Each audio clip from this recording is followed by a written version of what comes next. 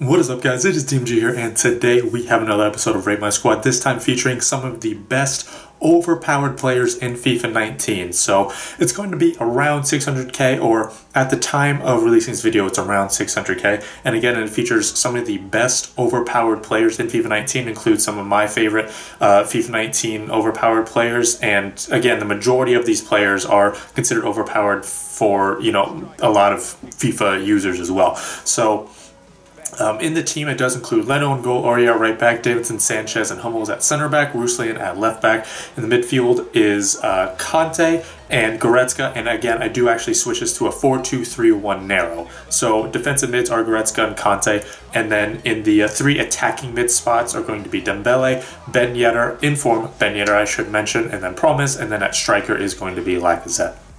So, like I mentioned, again, this team features some of the most overpowered players, including Promes, Davinson Sanchez, and you know, Conte, Goretzka, some Ben Yedder, right? Some incredibly overpowered players.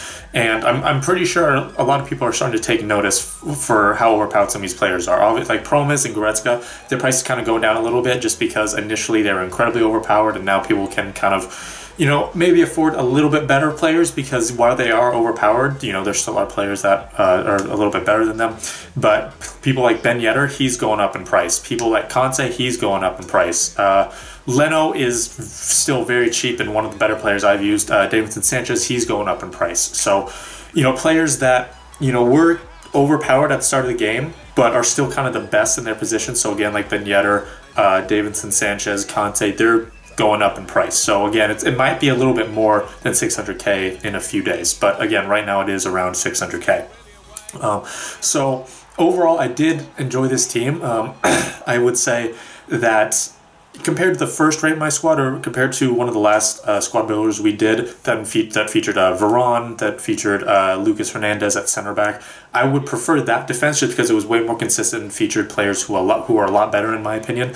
Not to say that this defense wasn't that great, but I would say that the defense for the first team, again, that included Varane, Lucas Hernandez, that was just more complete, I would say, because Davinson Sanchez, he was really good, Ruslan was really good, Hummels was okay. He made some very good stops, and I did initially try Boateng, and he is miles ahead of Boateng. I did not actually like Boateng whatsoever, which is why I did include Hummels.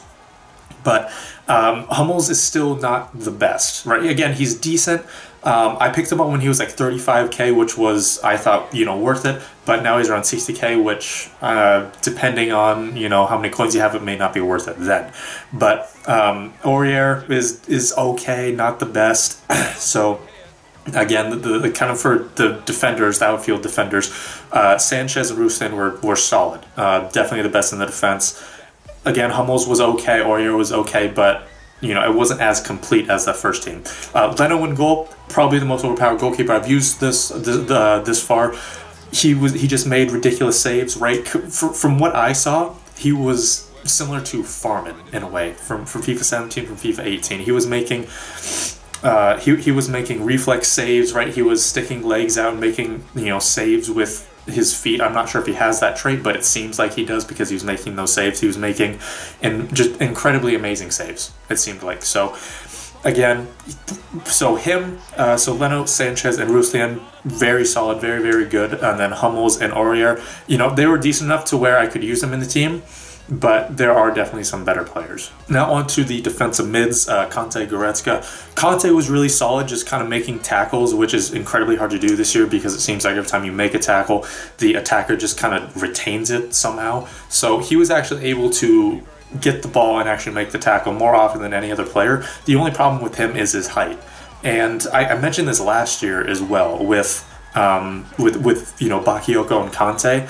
I actually preferred Bakayoko because of his height. I mean, Conte was better in terms of pace, defending, and that's true for this year as well. He's just really, really good actually making a tackle. But in terms of, you know, winning the ball in the air, he's obviously not going to win anything. In terms of making an interception, he's not really going to do that well either, because again, he is 5'6". So that really came into play. And honestly, it came into play a lot more than last year, unfortunately.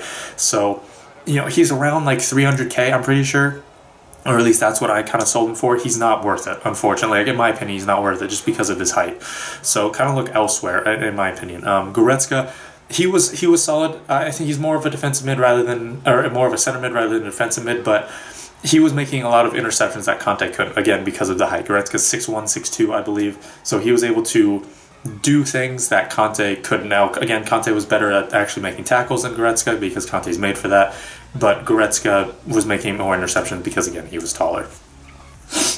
Moving on to the attack, again, it was Dembele out on the right side, Promes on the left, Ben Yedder at cam, and then Lacazette at striker.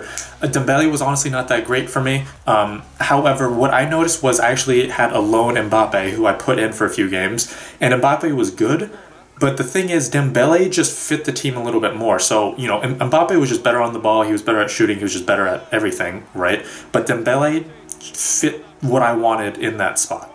So while he wasn't that good, he was making runs and making, you know, things available for other players. So, you know, if you can find a player who's just better than Dembele, but who still does that, then that's going to be your guy. But in the meantime, I mean, Dembele is, he's worth it just because he's very cheap. He's got a 5-star weak foot.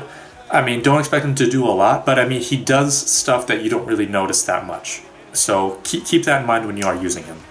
Ben Yedder, he was kind of shaky at first just because of his positioning, and his stamina runs really low because he has high work rates and only 72 stamina, but he was fantastic. And again, I'm pretty sure people will take notice of that because I sold him for around 100k and bought him for around 75k. So, you know, pretty good profit there. And again, people are taking notice of that because his price is rising. He's got a 5-star weak foot just like Dembele, so you can kind of do that 1-touch, 2-touch finesse with either foot, and it's really, really nice. So, you know, keep that in mind. He's going to be really, really good to use. I would say around 80, 90k, if you could pick him up for that price, he'd be good. 100k might be pushing a little bit, but still, nonetheless, he was still a very, very good player.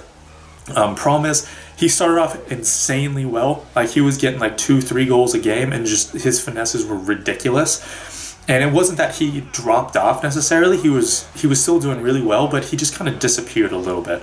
So, I mean, I'm not sure if it was just because people know that Promes is overpowered, so people were marking him a little bit more, so I couldn't really get him the ball. But, I mean, he just didn't really show up in some games. And yeah, it's not like he missed shots. Every time he got an opportunity, he would take it.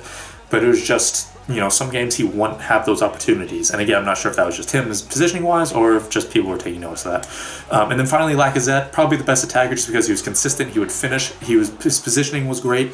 I really, really liked him because he would stay central, and he would kind of, he's kind of a poacher in a way. And he would just kind of shift from left to right, kind of try to get open, and again, he would finish everything with his left foot as well. And he does have a 4-star weak foot this year, which is really, really nice compared to last year and maybe the year before where he only had a 3-star weak foot. So that's probably going to be it for this video, guys. Hopefully you did enjoy it. If you guys want me to rate any of your squad, just be sure to leave them in the comments down below, and I'll try to do that for you guys. But like I said, that's going to be it. Thank you guys so much for watching. This has been DMG. Peace.